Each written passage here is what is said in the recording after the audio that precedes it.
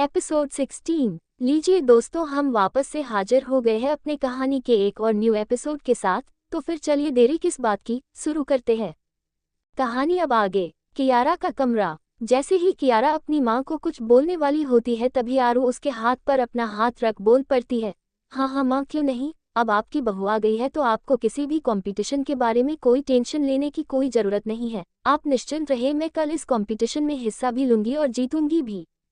तब ये हुई ना मेरी बहू वाली बात। अच्छा बच्चों, अब तुम दोनों सो जाओ, कल सुबह जल्दी उठना भी तो है ना। जी माँ। आशा जी सारी बातें बता कमरे से निकल चली जाती है, पर उसके जाते ही कियारा पूछ पड़ती है, आरू ये तुमने क्या किया। तुम तो निहान के साथ एक मिनट भी साथ में नहीं रहना चाहती हो, फिर मम्मा को कंपटीशन के लिए हाँ क्यों कह दिया। तुम दोनों के बीच इतनी दूरियां हैं, ऐसे में कैसे तुम दोनों साथ में हिस्सा लोगे और जीतोगे।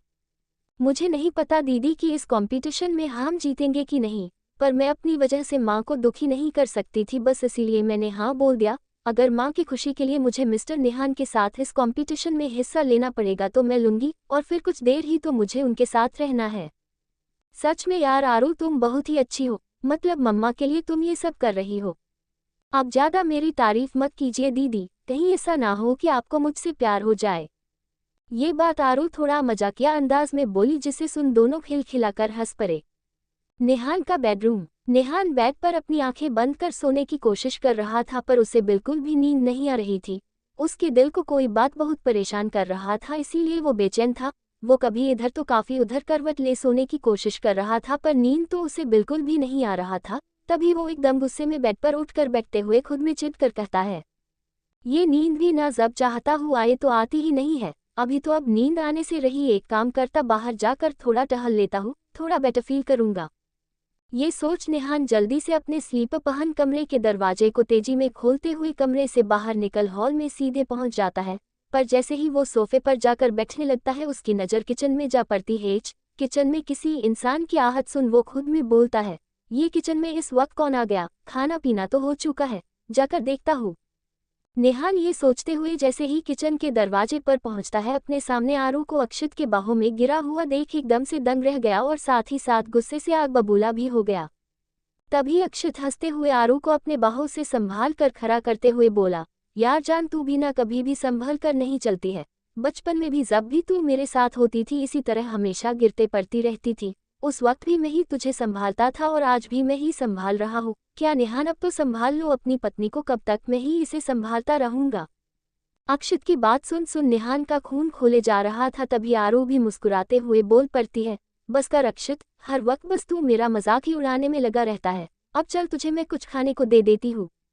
इतना बोल फ्रिज खोल आरू एक प्लेट में अक्षित के लिए थोड़ा खाना निकालने लगी। ये सब नज़ारा देख देख नेहान बस खुद को किसी तरह कंट्रोल किए वहां पर खड़ा था, पर वो ज्यादा देर तक खुद को कंट्रोल नहीं कर पाया और इसीलिए एकदम से गुस्से में आरू का हाथ पकड़ तेजी में उसे अपने साथ किचन से निकल कमरे में तरफ चला गया। उसे इस तरह आरू के साथ बिहेव करते देख अक्षित पीछे से उसे आवाज दे रोकने की कोशिश ही करता रहा, पर नेहान कहाँ किसी की सुनने वाला था। वो सीधे अपने कमरे में जाते हुए आरू को जोर से झटक कमरे के दरवाजे को लगाने लगा। इस तरह आरू के हाथ को झटकने की वजह से आरू सीधे जाकर बेड पर गिर जाती है। तभी नेहान बेड के पास आकर खड़ा हो जाता है, जिस पर आरू बेड पर से गुस्से में उठ खड़ी हो कहती है, ये क्या बदतमीजी है मिस्टर निहान, आप फिर से मेरे साथ जबरदस्ती करने का ट्राई कर रहे हैं। बस अब बहुत बर्दाश्त कर लिया मैंने आपकी हरकतों को, पर अब और नहीं बर्दाश्त करूंगी। इतना बोल जैसे ही आरू दरवाजे की तरफ जाने लगती है तभी निहान जोर से उसकी बाह को पकड़ते हुए उसे अपने करीब खींच लेता है और उसके कमर को अपने सख्त हाथों से पकड़ते हुए गुस्से में ही उसकी आंखों में देख मर बोलता है, क्यों मिस टॉपर, तुम्हें मेरे करीब आने पर बहुत गुस्सा आ जाता है, लेकिन उस अक्षित के बाहों में झूलने में तो बहुत मजा आ रहा था तुम्हें। अगर तुम भूल गई हो तो मैं तुम्हें याद दिला देता हूँ, चाहे तुम्हारी मर्जी हो या फिर ना हो, पर इस वक्त भी मैं ही तुम्हारा हस्बैंड हूँ, वो अक्षित नहीं। और इस नाते से मुझे तुम्हारे करीब आने का और तुम्हारे साथ कुछ भी करने का पूरा हक है। पर उस अक्षित की इतनी हिम्मत कैसे हुई कि वो मेरी वाइफ को हाथ लगाए। जिस तरह आरू के बाह को पकड़ उस पर अपना पति होने का हक दिखा रहा था, उससे आरू को बहुत ही ज्यादा गुस्सा आ गया और वो अपने आप को छुड़ाने के लिए निहान के सीने को अपने दोनों हाथों से कसकर धक्का दे देती है, जिस वजह से निहान सीधे फर्श पर जा गिरता है और वो निहान की तरफ देख हंसते हुए बोलती है, क्या आप और मेरे हस्बैंड हो? अभी अभी क्या बोला आपने कि मैं आपकी वाइफ हूँ और मुझे अक्षित टच नहीं कर सकता है? मिस्टर नेहान राजपूत, आपकी जानकारी के लिए मैं आपको बता देती हूँ कि मैंने ये शादी सिर्फ और सिर्फ मजबूरी में करी है। मुझे आपके साथ रहने का बिल्कुल भी शौक नहीं है। और रही बात अक्षित का मुझे टच करने का, तो मुझे अच्छा लगता है जब वो मेरे पास आता है और जब वो मुझे छूने की कोशिश करता है। आरू ये बोल हंसते हुए कमरे से जाने के लिए दरवाजे की तरफ बढ़ गई, जिसे देख नेहान बहुत ज्यादा गुस्सा गैस और तेजी में उठकर उसे पकड़ने के लिए दौड़ा। पर जैसे ही वो दौड़ा, वो एकदम से अपने बेड पर से नीचे धड़ाम से गिर गया और गिरने के साथ ही उसके सपने खत्म हो गए। वो अपने कमर को पकड़ते हुए खुद से कहता है, इसका मतलब ये सब सिर्फ मेरा सपना था। ओह गॉड, कितना बुरा सपना था। पर मैं मिस टॉपर के बारे में ये सब क्यों सोच रहा हूँ? क्यों मुझे ये बात हजम नहीं हो पा रही है कि मिस टॉपर उस अक्षित के साथ इतना बातें किया करती हैं। मुझे तो समझ ही नहीं आ रहा है कि मेरे दिमाग को हो क्या रहा है। बेवजह मुझे टेंशन दिए चले जा रहा है ये सोचकर नेहान अपने कमर को पकड़े वापस से बेड पर आ सो गया। अगली सुबह सभी लोग उठ चुके थे। आज चूंकि कृष्ण जन्माष्टमी था, इसी वजह से आशा जी, सुरु, मीरा जी घर कर मंदिर में अच्छे से पूजा पाठ कर सभी को प्रसाद दे दी थी। वही डेली की तरह नेहान आज भी अभी तक सो ही रहा था। तभी कल्याणी जी अपनी जेठानी को खुश मिजाज देख थोड़ा तंज भरे शब्दों में बोली, अरे जीजी, आज आप इतना ज्यादा खुश क्यों हो रही है? कहीं आपके लाडले नेहान ने कोई नई उपलब्धि तो हासिल नहीं कर ली?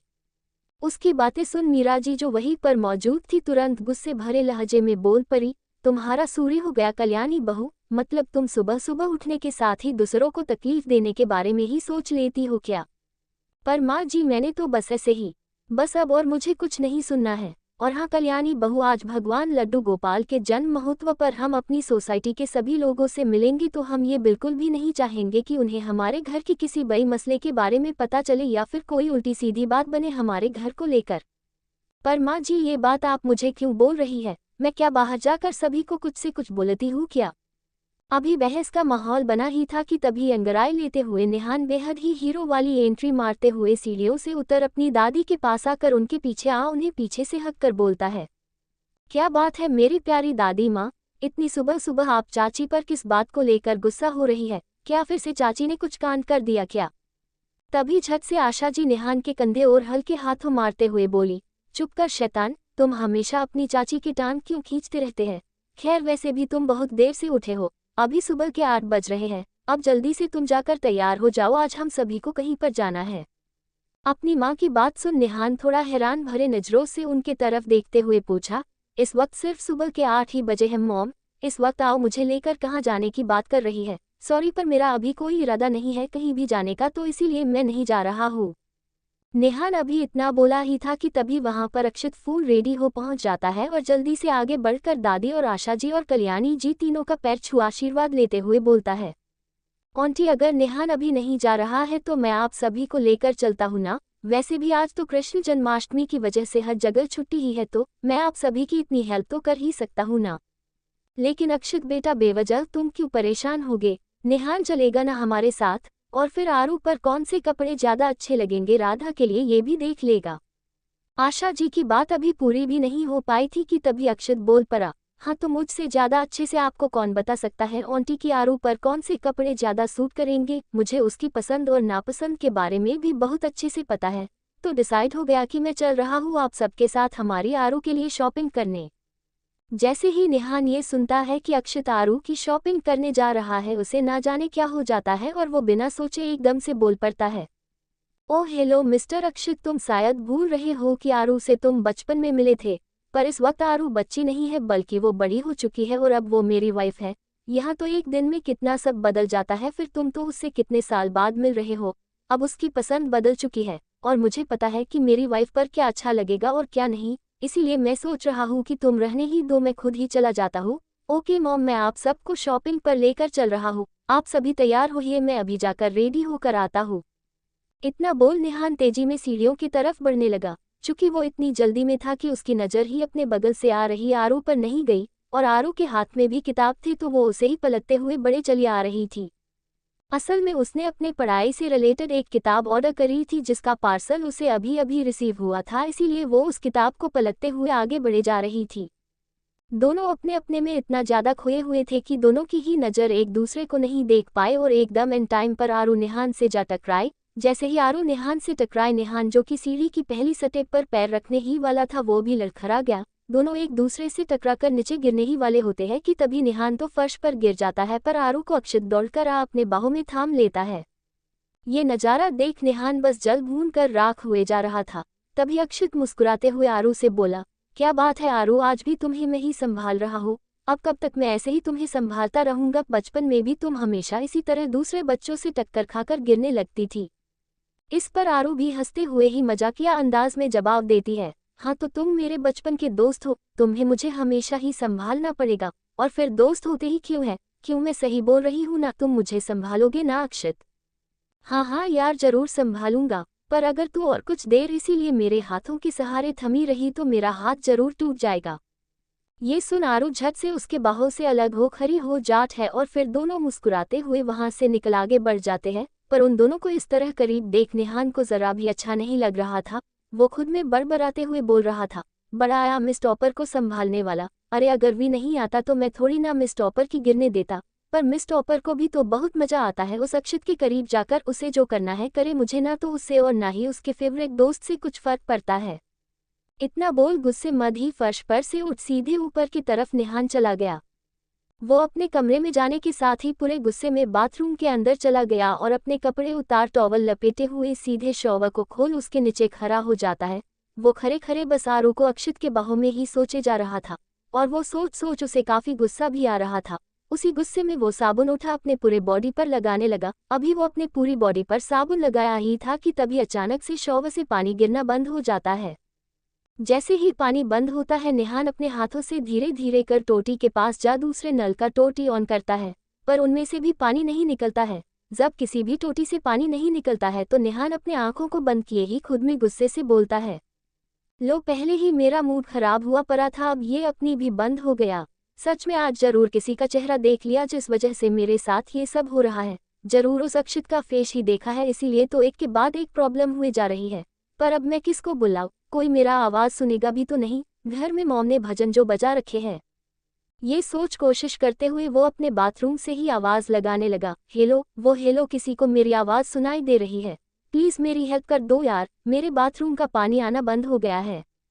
वो जब ये सब बोल रहा था तभी उसके कमरे के पास से आरू गुजर रही थी। जैसे ही उसके कानों में निहान की बातें सुनाई दी उसके कदम रुक गए और वो उसके कमरे को देखते हुए खुद में बोली, ये मिस्टर घमंडी के बाथरूम का पानी एकदम अचानक से बंद कैसे हो गया? वैसे उस मिस्टर घमंडी के साथ ये हुआ तो अच्छा ही है, बहुत ही गोहे ना उसमें अब रहे बिना पानी के। ये सोच आरू मुस्कुराते हुए आगे बढ़ गई। निहान बार बार बाथरूम से ही आवाज दिए जा रहा था पर उसके आवाज पर कोई उसकी हेल्प करने नहीं पहुंचा। कुछ देर तक वेट करने के बाद निहान खुद में ही बोलता, अपनी आंखें बंद किए हुए ही बोलता है, लगता है इस गाने की वजह से किसी को मेरी आवाज सुनाई ही नहीं दे रही है। अब ऐसे तो मैं बाहर नहीं जा सकता हूँ। एक काम करता है, किसी तरह कमरे से बाहर निकल वहां से किसी को आवाज देता हूँ, वहां से कोई ना कोई मेरी आवाज जरूर सुन लेगा। हाँ ये सही रहेगा। इतना सोच निहान अपनी आंखें बंद किए ही अपने हाथों के सहारे धीरे धीरे कर बाथरूम से बाहर निकल कमरे में आ गया और कमरे से दरवाजे की तरफ बढ़ने लगा। पर जैसे ही वो दरवाजे पर पहुंचा अचानक से वो आरू से जा टकराया। चूंकि आरू कमरे के अंदर ही चले आ रही थी और अचानक से सामने निहान आ गया, इसीलिए वो भी खुद को बैलेंस नहीं कर पाए। निहान आरू को ले देकर सीधे जमीन और जा गिरा। जमीन और निहान और उसके खुले बॉडी पर आरू तो घबराकर अपनी आंखें ही बंद कर ली थी। पर निहान जैसे ही गिरा वो एकदम से अपनी आंखें खोल लिया और अपने इतने करीब आरू को देख एक पल को तो उसे देखता ही रह गया। उसके खुले बाल जिसकी कुछ लट बार बार आरू के होठों को छुए जा रहा था, उसे देख निहान बस उस लटों को हटाने के बारे में सोचने लगा और सब भूल वो अपने सख्त हाथों से आरू के उन लटों को बड़े ही प्यार से उसके गाल को छूते हुए कान के पीछे कर देता है। निहान के हाथों का टच महसूस कर एकदम से आरू अपने आंखों को खोल लेती है और हड़बड़ा कर निहान के सीने पर से उठने की कोशिश करते हुए बोलती है, ये आप क्या करने की कोशिश कर रहे थे मिस्टर निहान? आपको क्या लगा कि मैं आपके करीब हूं तो आप कुछ भी कर लेंगे मेरे साथ? ये बोलते हुए आरू लगभग पूरी उठ ही चुकी थी कि वो वापस से साबुन के झाग जो निहान के बाहर आने की वजह से हर जगह फैल गया था उस पर स्लेपो फिर से उसी के सीने पर जा गिरी। उसके गिरते ही निहान दर्द के मारे आउच बोल उठता है, जिसे सुन आरू एकदम से बोल पड़ती है, आई एम सो सॉरी, वो मैं गलती से स्लिप हो गई, मैंने जानबूझकर नहीं किया। आरू बोले जा रही थी और निहान बस अपने दर्द को किसी तर्ज बर्दाश्त किए जमीन पर लेटे हुए था। जब आरू बोले जा रही थी तो निहान चिढ़ते हुए बोला, बस करो मिस टॉपर, एक तो ऐसे जगह जख्म पहुंचाए हो जिसका मैं कुछ नहीं कर सकता हूँ, ऊपर से अपने बेशर आवाज से मुझे इरिटेट किए जा रही हो। आरू जैसे तैसे अपने आप को संभालते हुए उठकर निहान के साइड में खड़ी हो गई और अपना हाथ निहान के तरफ बढ़ाते हुए बोली, मिस्टर निहान आप मेरा हाथ पकड़कर उठ जाइए, आपकी पूरे बॉडी पर साबुन लगा है, इस वजह से आप खुद से नहीं उठ पाएंगे। उसकी बातों को सुन निहान भी बिना कुछ बोले थोड़ा कराहते हुए ही उसका हाथ थाम ले रहा है और खुद को बैलेंस करते हुए उठकर खड़ा हो जाता है। जब आरू देखती है कि निहान को शायद उसकी वजह से चोट लग गई है, तो वो थोड़ा शालितना से पूछ बैठती है, वैसे मिस्टर निहान आपको चोट कहाँ लगी है? अगर आप मुझे बताएंगे तो शायद मैं कोई दवा दे दूं। वैसे भी अगर मैं एक बार चेक कर लूंगी तो मुझे तसल्ली रहेगी, वरना बेवजह मुझे लगेगा कि मेरी वजह से कहीं ज्यादा चोट तो नहीं लग गई आपको। उद्धरण चिन्ह। आरू जैसे ही ये बात बोली निहान एकदम अपनी आंखें फाड़ फाड़ कर उसे घूरने लगा। उसे इस तरह घूरते हुए देख आरू समझ नहीं पा रही थी कि वो उसे इस तरह से क्यों घूर रहा है, इसीलिए वो वापस से पूछी, मिस्टर निहान मैंने बोला कि मुझे एक बार चेक करने दीजिए कि आपको कहीं ज्यादा चोट तो नहीं लगी है। आरू जब बार बार उसकी चोट को देखने के बारे में बात कर रही थी तो निहान मन ही मन थोड़ा उसके बात पर हंस पड़ा और खुद में ही मन बोला, हाँ मिस टॉपर क्यों नहीं, वैसे जिस तरह अभी तुम मेरे चोट को देखने के बारे में बात कर रही हो ना, अगर मैंने बता दिया कि मुझे चोट लगी कहाँ है तो कसम से तुम्हारे इस परेशान भरे चेहरे पर शर्म की लाली छा जाएगी। मिस्टर निहान आप क्या सोचने लग गए, आपको चोट कहाँ लगी है मुझे बताएंगे? आरू के थोड़ा ऊंची आवाज कर ये पूछने पर निहान एकदम से अपने सोच से बाहर आ थोड़ा स्माइल करते हुए बोलने लगा, वो असल में मिस टॉपर मुझे चोट। उद्धरण चिन्ह। पर जैसे ही आरू निहान के हाथ को नीचे की तरफ जाते हुए देखती है वो एकदम से जोर से चिल्लाते हुए दूसरी तरफ घूम अपने आंखों को बंद कर बोल पड़ती है, छी, बस चुप हो जाइए मिस्टर निहान, पता नहीं आप इतने बेशर्म कैसे हो सकते हैं। छी, मुझे नहीं जाननी है कि आपको कहाँ चोट आई है। आरू को इस तरह शर्म से लाल होते देख निहान को बड़ा मजा आ रहा था, इसीलिए वो तुरंत उसके सामने जाकर खड़ा हो बोलने लगा, अरे मिस टॉपर अभी अभी तुम ही तो मुझे इतना फोर्स कर रही थी ये बताने के लिए कि मैं तुम्हें बताऊं कि मुझे चोट कहाँ लगी है, और अब जब मैं तुम्हें बताने जा रहा हूँ तो तुम मुझे बेशर्म बोल रही हो, तुम्हें ही तो चेक करना था ना। छः प्लीज मिस्टर निहान बंद कीजिए आप अपना मुंह, देखिए अब अगर आप एक भी बार इस बारे में बात करेंगे तो मैं। उद्धरण चिन्ह। आरू अभी ये सोच ही रही थी कि वो क्या बोले, क्योंकि उसे कोई सुटेबल शब्द नहीं मिल पा रहा था। तभी निहान स्माइल करते हुए ही पूछ पड़ा, तो क्या मिस टॉपर? तो मैं कुछ नहीं, परे रहिए इसी तरह साबुन में, मैं ही बेवकूफ़ हूँ जो आप गए, आप जैसे इंसान की हेल्प करने का सोच सच में आपका कुछ नहीं हो सकता है। इतना बोल आरू तेजी में कमरे से जाने के लिए अपने कदम बढ़ाने लगी, लेकिन तभी निहान को याद आ जाता है कि उसमें तो बाथरूम में पानी ही नहीं आ रहा है और ऐसे में वो बाहर जा नहीं सकता है, इसीलिए वो दौड़कर आरू के सामने आज अपने दोनों हाथों को फैला उसे रोकते हुए बोल पड़ता है, नहीं मिस टॉपर तुम ऐसे नहीं जा सकती हो। अच्छा ठीक है अब मैं कुछ भी नहीं बोलूंगा, पर प्लीज इस वक्त मेरी हेल्प कर दो, वैसे भी कोई मेरी आवाज़ सुन नहीं रहा है। निहान के रिक्वेस्ट करने पर आरू अपना चेहरा दूसरे तरफ करते हुए थोड़ा चिढ़े हुए आवाज में कहती है, ओके ठीक है, मैं कर दूंगी आपकी हेल्प, वैसे भी मैं आपके जैसे थोड़ी ना हूँ, मुझ में इंसानियत है। अच्छा ठीक है अब ज़्यादा सुनाने की कोई ज़रूरत नहीं है, इस वक्त मुझे तुम्हारी हेल्प की ज़रूरत है तो इसका ये मतलब नहीं है कि तुम मुझे कुछ भी बोलोगी, और अब तुमने अपना फेस दूसरे तरफ क्यों घुमा लिया है? मैंने अब क्या बोल दिया? आपने कुछ भी नहीं बोला, पर आपके इस खुले शरीर को देखने का मुझे कोई शौक नहीं है, इसीलिए मैंने अपना चेहरा दूसरे तरफ कर लिया है। अब अगर आपको मेरी हेल्प चाहिए तो मैं जैसा बोलूँगी आपको वैसा ही करना होगा। ओह हेलो मिस टॉपर, तुम मेरी थोड़ा हेल्प क्या कर रही हो, उसके बदले तुमने तो मुझ पर ऑर्डर चलाना ही शुरू कर दिया। अब आपको जो मानना हो मान सकते हैं, पर अगर आपको मेरी हेल्प चाहिए मिस्टर निहान तो आपको मेरी बात माननी तो पड़ेगी, और हाँ आप ये खुले शरीर को लेकर मेरे सामने मत आइएगा, मैं जाकर बाथरूम में नल चेक करती हूँ, आप तब तक बाहर खड़े होकर वेट कीजिए। इतना बोल आरू झट से बाथरूम की तरफ चली गई, और निहान उसे बोलने के लिए सोचता ही रह गया। जब वो देखा कि आरू बाथरूम के अंदर चली गई तो वो खुद में थोड़ी हैरानी से बोला, क्या गजब लड़की है ये मिस टॉपर, मैंने इतनी मेहनत करके अपने बॉडी को बनाया है जिसे देखने के लिए लड़कियां मरती रहती है, और एक ये है जो मेरे बॉडी को खुला शरीर बोलकर चली गई, ये लड़की तो मेरा 1 मिनट में कचरा कर गई।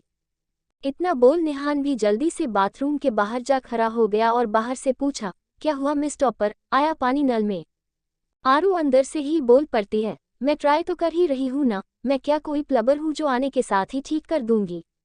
अभी आरू ये बोलते हुए नल को थोड़ा जोर से घुमाने लगी। जब एक दो बार वो नल को घुमा घुमा कर चेक करी फिर भी पानी नहीं आया तो उसे थोड़ा गुस्सा आ गया और वो खुद में बड़बड़ाते हुए बोली, ये नल भी उस मिस्टर घमंडी की तरह ही है, जितना ठीक करने की कोशिश करो उतना इरिटेट करता है। ये बोलते हुए आरू जैसे ही इस बार नल को जोर से घुमाए अचानक से उसके हाथ में टोटी का हैंडल टूटकर आ गया। अचानक से टोटी टूट जाने की वजह से एकदम से सारा पानी आरू पर पड़ने लगे। वो पूरी गीली गीली हो गई। खुद पर पानी आते देख आरू जैसे तैसे उस खुले टोटी के मुंह पर अपना हाथ रखते हुए पानी को रोकने की कोशिश कर बोली, मिस्टर नेहान, यहाँ पर मैं परेशान हो रही हूँ और आप बाहर खड़े होकर मजे से मुझे इस हालत देखकर मजे ले रहे हैं। अब बाहर ही खड़े रहेंगे या फिर अंदर भी आएंगे? पर मिस टॉपर, तुमने ही तो मुझे बोला था कि मैं बाहर ही खड़ा रहूं। तुम्हें ही तो मेरे बॉडी से प्रॉब्लम हो रही थी, तो अब क्या हो गया? देखिए मिस्टर नेहान, अब अगर आपने मुझे और ज़्यादा इरिटेट किया ना तो मैं बता रही हूँ आपके लिए अच्छा नहीं होगा। अब यहाँ आकर इस नल पर कोई कपड़ा लपेटिए ताकि पानी निकलना बंद हो सके। अच्छा अच्छा ठीक है, आ रहा हूँ। वैसे मिस टॉपर, तुम तो खुद ही सारा कुछ कर लेती हो, तो फिर आज तुम्हें मेरी ज़रूरत कैसे पड़ गई? मुझे लगता है तुम्हें एक बार और सोच लेना चाहिए, कहीं बाद में ये सोचकर तुम्हारी नींद न गायब हो जाए कि तुमने मेरी यानी कि अपने हस्बैंड की हेल्प ले ली। नेहान उस टाइम भी आरू के साथ मस्ती करने में लगा था, जिस वजह से आरू और ज़्यादा इरिटेट हो रही थी। तभी वो थोड़ा डांटते हुए बोली, मिस्टर नेहान, मैं लास्ट टाइम आपको बता रही हूँ, आप जो बार बार मुझे इरिटेट करने की कोशिश करते रहते हैं ना, वो बंद मर दीजिए। और हाँ, अगर अब 1 मिनट भी आप देरी किए यहाँ कर मेरी हेल्प करने में तो मैं ये नल तो इसी तरह खुला छोड़कर यहाँ से निकल जाऊंगी। फिर आपका बाथरूम और साथ ही साथ पूरा कमरा पानी से स्विमिंग पूल बन जाएगा। उसके बाद आप उसमें डुबकी लगा लगा नहाते रहिएगा। जब नेहान देखा कि आरू सच में गुस्सा हो गई तो वो झट से बाथरूम के अंदर जाने के साथ ही आरू के सामने आ खड़ा हो बोला, हाँ मिस टॉपर, बताओ मुझे क्या करना है? एक काम कीजिए मिस्टर नेहान, आप ना डांस करना शुरू कर दीजिए। वॉट? मिस टॉपर, तुम्हारा स्क्रू ढीला है क्या? अभी तो बोल रही थी तुम्हें मेरी हेल्प चाहिए नल के पानी को बहने से रोकने में, और अभी बोल रही हो कि मैं डांस करूं? तुम इस वक्त डांस करना चाहती हो? बस कीजिए मिस्टर नेहान, आज के लिए मेरे बर्दाश्त का कोटा खत्म हो चुका है। अब मैं आपके पकाऊ बातें और बर्दाश्त नहीं कर पाऊंगी। अब अगर आपको यहाँ और नल से पानी बहने में हेल्प करने के लिए बुलाया है तो वही ना कीजिएगा। बेवजह के सवाल क्यों पूछ रहे हैं? अब जल्दी से कोई कपड़ा लेकर इसका मुंह बंद कीजिए और किसी प्लम्बर को बुलाइए, क्योंकि अब वही इसे ठीक कर पाएगा। आरू के कहने पर नेहान भी जल्दी जल्दी बाथरूम में इधर से उधर अपनी नजरें दौड़ा देखने लगा, पर उसे कोई कपड़ा नहीं दिखाई दिया। तभी उसकी नज़र आरू के गले में पड़े दुपट्टे पे पड़ी। उसे देखते ही वो थोड़ा घूरकर आरू को देखने लगा। तभी आरू बोल पड़ी, मिस्टर नेहान, मैंने आप सर कोई कपड़ा लेकर इसे बांधने को बोला है और आप है कि मुझे घूरे ही चले जा रहे हैं। अब क्या इसी तरह बूट बन खड़ा हो मुझे घूरते रहेंगे? अब मिस टॉपर, तुम इतनी भी ज़्यादा खूबसूरत तो हो नहीं जो कि मैं तुम्हें घूरूंगा। वो दरअसल बाथरूम में कहीं भी कोई कपड़ा है नहीं सिवाय उद्धरण चिन्ह। नेहान सिवाय बोल खामोश हो गया, जिसे सुन आरू थोड़ा जानने की इच्छा से पूछी, सिवाय किस कपड़े के? बोलिए मिस्टर नेहान। वो मिस टॉपर, तुम्हारे गले में दुपट्टा है, सिर्फ वही इस वक्त इस पानी को बहने से रोक सकता है। तुम ये मत सोचना कि मैं मौके का फायदा उठाने की कोशिश कर रहा हूँ। मैंने पहले भी तुम्हें क्लियर कर दिया है कि मुझे तुमने कोई इंटरेस्ट नहीं है। हाँ, तभी तो उस दिन मेरे साथ जबरदस्ती। आरू ये बात थोड़ी नाराजगी के साथ बोली, जिसे सुन नेहान भी झट से बोल पड़ा, हाँ तो मैं उस दिन के बिहेव के लिए तुमसे सॉरी बोलने का भी तो ट्राई किया। मुझे पता है कि उस दिन मुझे वो सब नहीं करना चाहिए था, पर मिस टॉपर, गलती तुम्हारी भी थी। तुमने मुझे गुस्सा ही इतना ज़्यादा दिला दिया था कि मैं अपने आपे में रहा ही नहीं और गुस्से में आकर वो सब कर बैठा। नेहान की बात सुन आरू से भी चुप नहीं रहा गया और वो झट से उससे लड़ने और उसे सुनाने के नियत से नल पर से अपना हाथ हटा उसके तरफ मुड़ गई। पर जैसे ही वो नल पर से अपना हाथ हटाई, नल का पानी फव्वारे की तरह आरू और नेहान दोनों को भींगाने लगे। एकदम से अपने ऊपर पानी आते देख दोनों अपने आप को बचाने की कोशिश करने लगते हैं। तभी गलती से आरू के पैर के नीचे साबुन आ जाता है और वो सीधे नेहान को ले वही जमीन और जा गिरती है। एक बार फिर से नेहान नीचे और उसके ऊपर आरू थी, पर इस बार शायद नेहान आरू को अपने इतने करीब पाकर थोड़ा बहकने लगा था। उसके होंठ तो खामोश थे, पर दिल की धड़कनें ट्रेन की स्पीड से धड़के चली जा रही थी। उसने अपने हाथ को धीरे धीरे कर आरू के कमर पर रख दी और अपने दूसरे हाथ को उसके गीले पीठ पर हल्के हल्के से सरकाते हुए ऊपर की तरफ बढ़े चले जा रहा था। आरू को जैसे ही नेहान की स्पर्श महसूस होती है वो बहुत ज़्यादा ही अनकंफर्टेबल फील करने लगती है। उसकी नज़रें थोड़ा झुक जाती है, पर वो चाहकर भी नेहान से कुछ बोल नहीं पाती है।